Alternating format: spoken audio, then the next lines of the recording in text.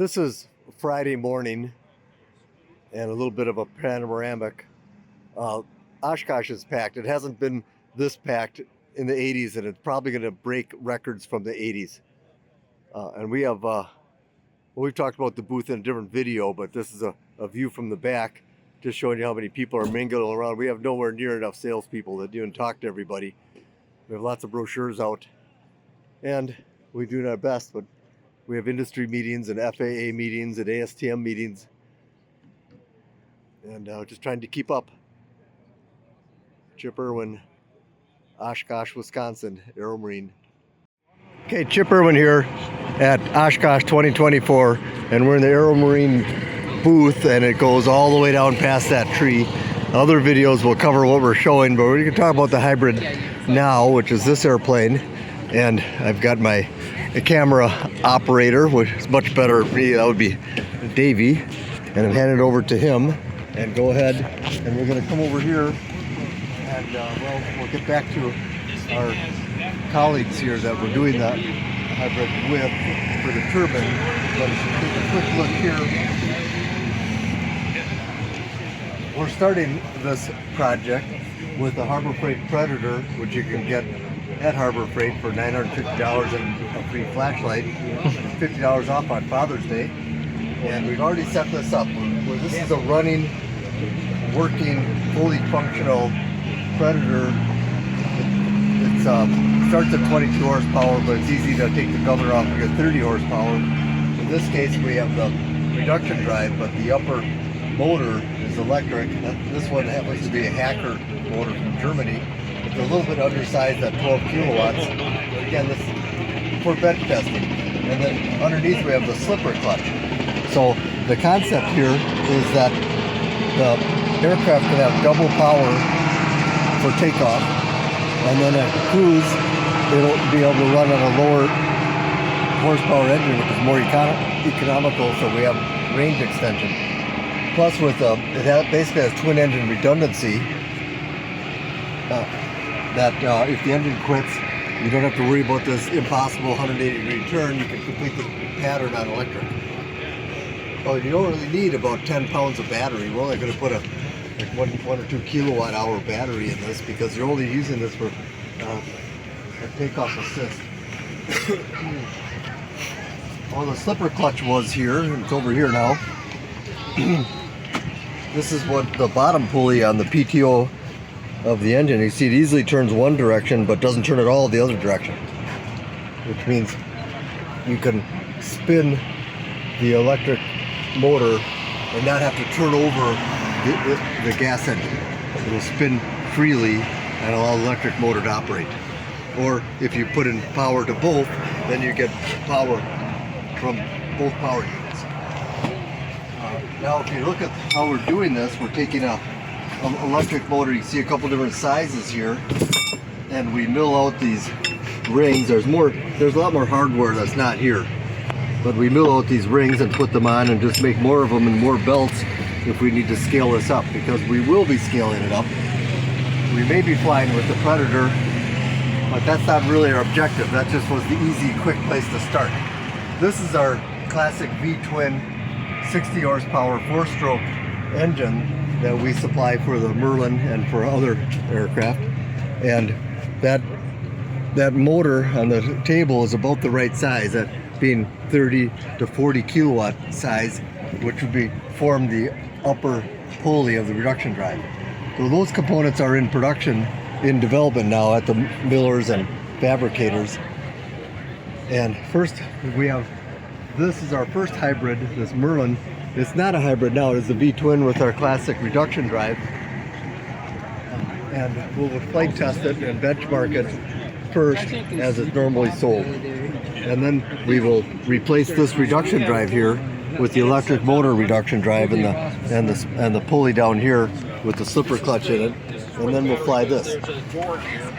But there's two more interesting features of this aircraft I'd like to point out.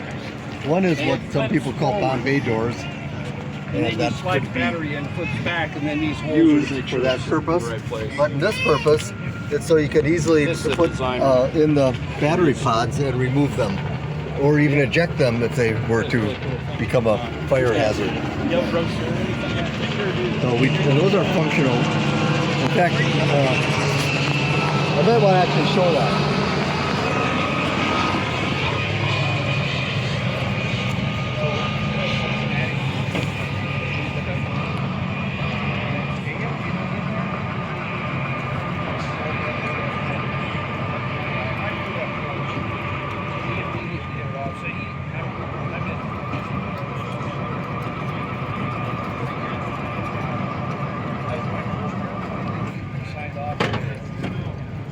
Okay, back to the camera.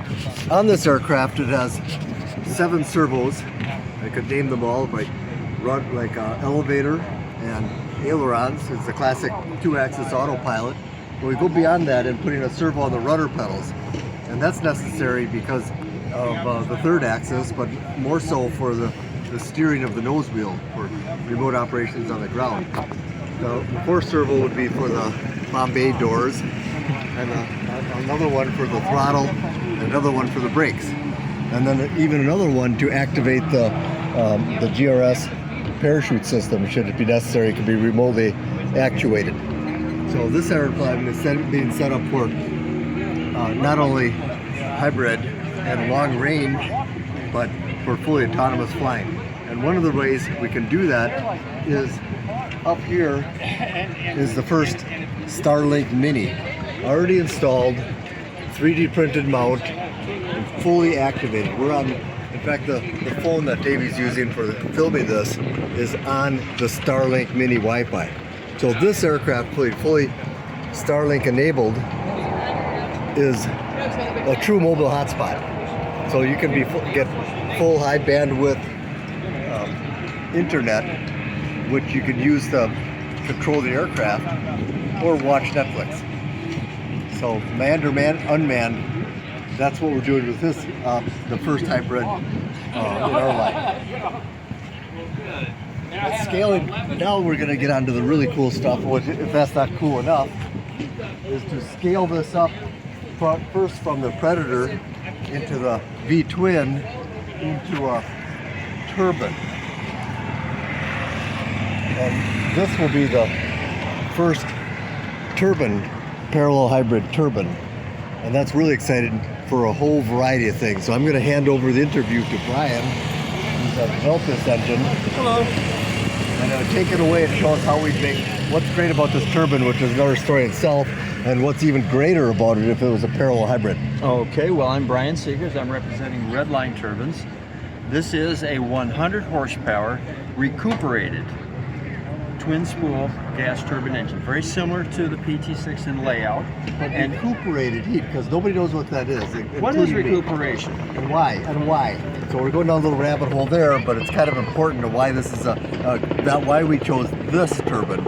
The distinguishing feature of this engine is an exhaust heat recuperator, and that's this section right here. And what the recuperator does is takes the air after you've compressed it. And adds heat by blowing the exhaust past tubes that are inside the stacks here, you can see. Any heat that we add to the air after we've compressed it is that much less fuel we have to add in the burner. And so we can have perhaps 15% lower fuel burn because we carry this recuperator. Now this engine is rated at 100 shaft horsepower, and it is a prime candidate for hybridization, parallel hybrid system, similar to the reciprocating engines you see back here. And we could mount roughly a 100 horsepower electric motor generator here, raising the thrust line and slowing the propeller down to perhaps 2,300, 2,600 RPM. And the similar to the piston engines there, we'll have an overrunning clutch here, a sprag clutch bolted directly to the propeller shaft. We'll run a V-belt drive or a cog belt drive up to the reducer, through the reducer, and basically be able to switch on and off an additional 100 horsepower. So like these other systems, an extra 100 horsepower for takeoff.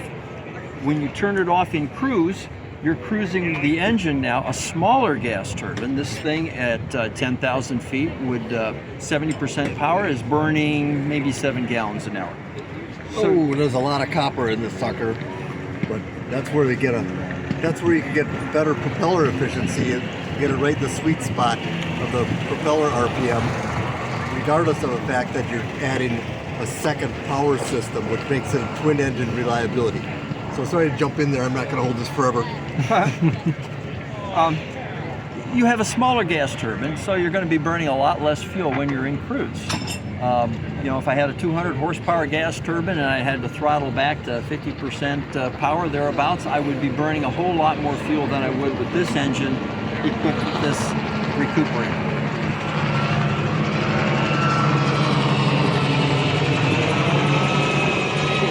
And I will say this engine is a new centerline design. There are no APU parts in this engine. There are no parts that have been purchased from junkyards, anything like that. This is a new centerline design. Well, and raising the propeller up will allow us to have greater ground clearance, so we can add more blades and more propeller to soak up all that energy we're putting into it. To quietly soak up that energy. Yes, without screaming it, without screaming propellers. I mean, and you see that electric aircraft, well, let's make it quiet, okay? And then they spin it at 10,000 RPM when the blade's going supersonic. Or let's make it quiet with range extension, and then they throw in some type of gas burning engine to charge the batteries, which adds noise and it defeats the purpose of being green. So we're just doing things that make a little bit more common sense when it comes to aviation. What, do you have anything else to add on that? Not really. We're very happy to be part of this family. Well, you've seen it here, first at Oshkosh, another first. Aeromarine signing off, Oshkosh 2024. Tour, because on these programs, commercialization is quite a big factor. And I'd like to point out that we've been at this show here now 44 years, and we're in the center, air show center, prime real estate in the general aviation section, and we've got basically equivalent of 3 booths. So we're just gonna walk down here and have a quick panoramic of, we've got this hybrid Merlin. And I need to point out something special about this. It'll be ready to fly in just about 2 weeks, but it's the first Starlink enabled light aircraft. And we've 3D printed a mount, and you can see that on the top, or you can see it from the bottom. I'm not sure, can you see that? So this is an active Wi-Fi now. It's really a truly mobile hotspot. And we've been using it all week for our phones and tablets. But we have another feature on this aircraft, because this will be hybrid. And if you show this, which everybody refers to as Bombay doors, because that's kind of what they are, that allows us to load and unload the battery packs. Remember, hybrid is only using the battery a little bit, like 5-10 minutes. So we're not carrying hundreds of pounds, we're carrying like 20-30 pounds, easy to load, easy to unload, and in case there's an incident, easy to eject. So we can offload the batteries should there be a catastrophic failure of the batteries and they're gone. There's another benefit that maybe you might mention there, Ben, of what else we can load in there. Yeah, if we had to load supplies or some sort of a kinetic effect payload, we could do that easily using this system. Another thing about this particular aircraft is that it's set up to be a drone. By that I mean it can fly autonomously. It has all of the servos and all of the electronics to be able to fly on its own. One of the key features that we designed into this aircraft is the fuel system. In most light aircraft, the fuel system the fuel is distributed in more than one tank. So what we're doing with this one is we're no exception. We have tanks in either wing. But the way that we manage the fuel is through an all automatic fuel system that allows us to draw fuel either from the left, right, both. But in addition to that, we can take the fuel and deliver it on a timer or a balance system. If you look in the cockpit here, let me get in the way here. We have a fuel management system that in this position is in the off position. Then we have left, right, both. And then we have timer, which means that the fuel will go between tanks, left and right, every 5 minutes, and balance. That system there is on a PIC type of controller, all burned into hardware to allow this to function. The lights tell us which tank is feeding, and these two lights tell us whether we're in manual mode or automatic mode. This entire cockpit, when manned, is a full electronic flight information system. It has synthetic vision. All of the radios, all of the navigation radios, GPS included, are there. Now, another feature of this is that because we have Wi-Fi streaming in and out, we can access this aircraft remotely using VPN. In other words, we can take this screen and bring it to our ground control station, not with a separate ground control station, but with a browser. So we'll be able to make a Zoom call to this particular aircraft and fly it that way. VPN is actually the way we're going to do it, but that means that this thing has a dedicated IP address which we can access. And as I'm thinking that this may be the first and only aircraft that will be able to be managed, controlled, and flown using Starlink. Right, and that's a benefit in GPS denied theater. I'd like to mention, if you show here, we've already installed or prepared the mounts on 7 different servos. So this servo here, and I'll show you the servo if you bring the servo over, is the steering, because it's a steerable nose wheel. So not only does it steer the nose wheel on the ground, but it has the rudder for one axis of the flight. Now in the back, you won't be able to see them, but there's 2 conventional servos for pitch and roll that are normal for a 2-axis autopilot. And then we have a brake servo and a throttle servo. The throttle servo might be simplified with this electronic throttle, just like because this has a mechanical switch on the fuel board, but it's a microprocessor behind, so that can easily be controlled simply with a signal. And then there's another flap for the flap. So we have a 0 to 40 degrees with a 5-position flap up there. And we have this aircraft has a rocket propelled parachute. So we have a parachute that will bring the whole rocket down. It opens up in under 3 seconds and floats the whole craft down. And there's a servo to enable the parachute. And of course, then there's the Bombay doors, which can deliver humanitarian aids, blood canisters, type-specific blood, drop off the batteries, drop off other payloads, or kinetic devices. And that's on a servo as well to open and close those doors. Now there's a variation that we have in design to add more, because it's quite simple to increase our range because the fuel tanks are in the wing. We can triple the amount of fuel and simply add those fuel pump in each tank, and it's just simply a matter of selecting which fuel pump to turn on, and that's all you have to do for fuel management. It's very simplified, and we can do 4 times the range, and we already have 500 miles range on this. I'd like to talk a little bit about the type of servo that we're using. So in a lot of aircraft that are both optionally piloted and autonomous, the servos are difficult to disconnect. So in a lot of cases, that's a problem. This particular servo is a linear actuator, but as you can see, the actual actuator free floats. The reason it free floats is because there's a split nut on the inside that grips the Acme screw to actuate it. So when we energize this servo, that's when it becomes a servo. Otherwise, it's just free floating. It also has what's called an LVDT in here, linear variable distance transformer, to give us the position of, in this case, this is we're using this one for the rudder and for the nose wheel steering. We will know where the nose wheel steering is, whether a pilot is actuating the nose wheel steering or whether the software is.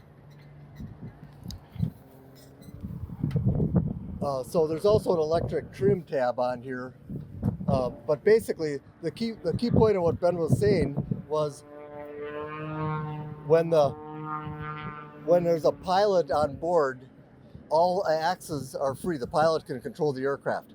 There's no friction or insignificant friction on all the servos, and that's a pretty big deal because anything above 55 pounds is very difficult to fly. So to test flying this type of UAS, very simplified with a person in it, and just monitoring. It doesn't have to fly it. Someone on the ground can be flying it, or autonomous, completely remote, even beyond line of sight.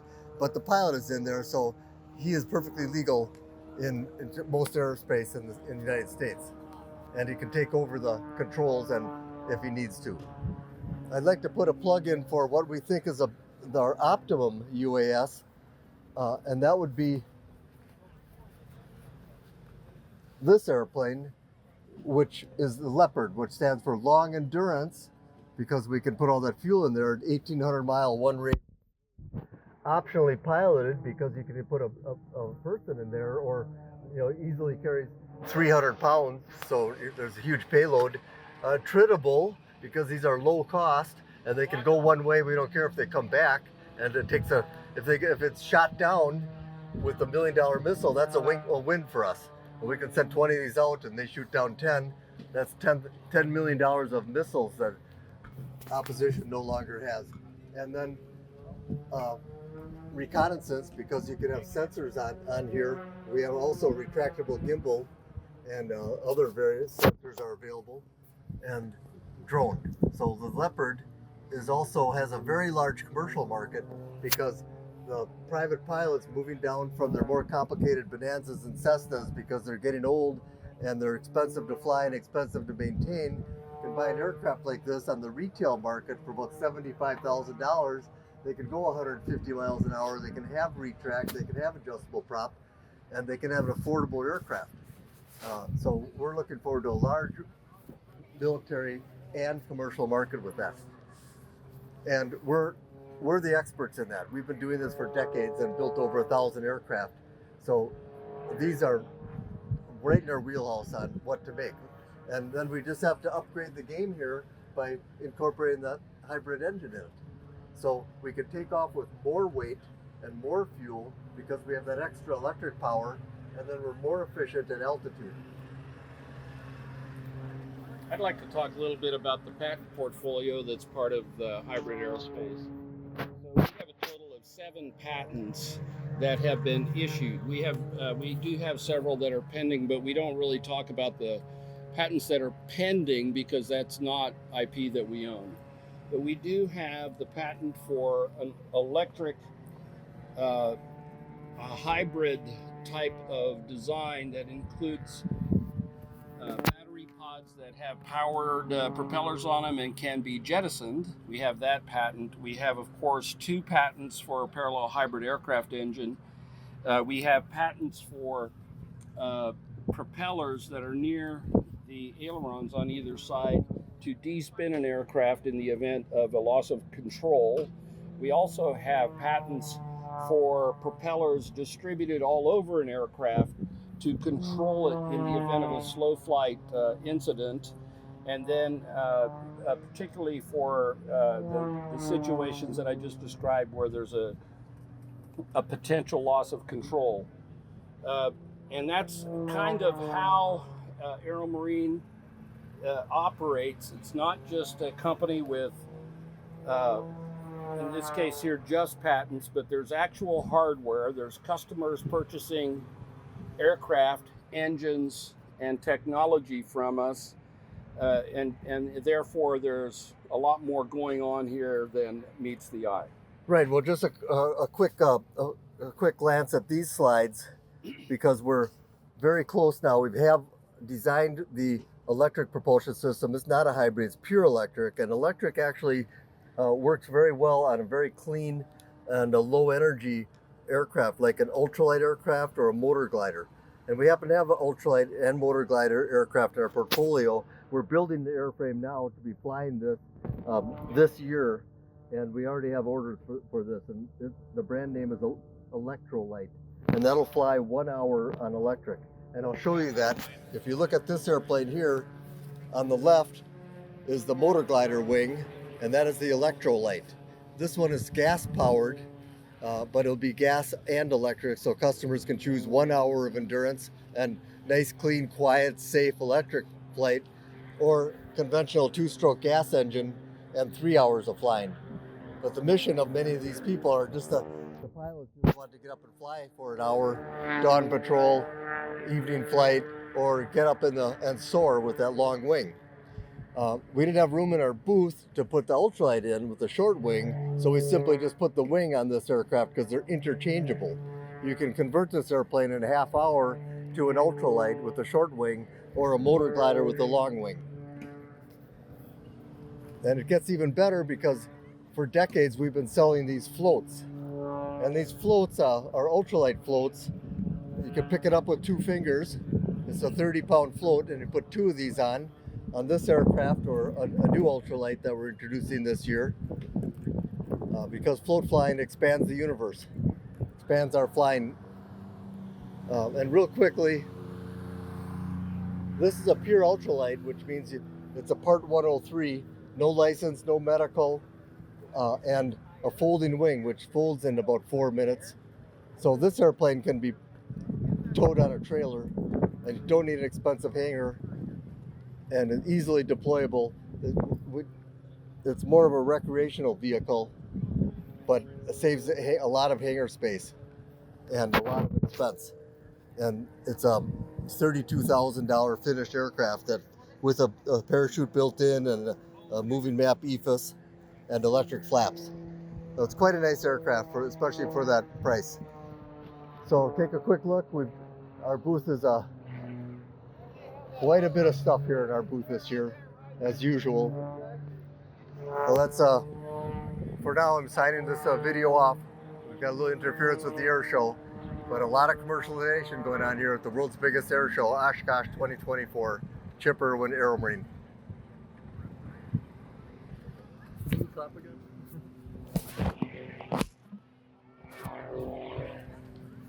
I hope it stayed on. I hope that whole film is on, because that's a lot of coverage. We didn't take it in bites.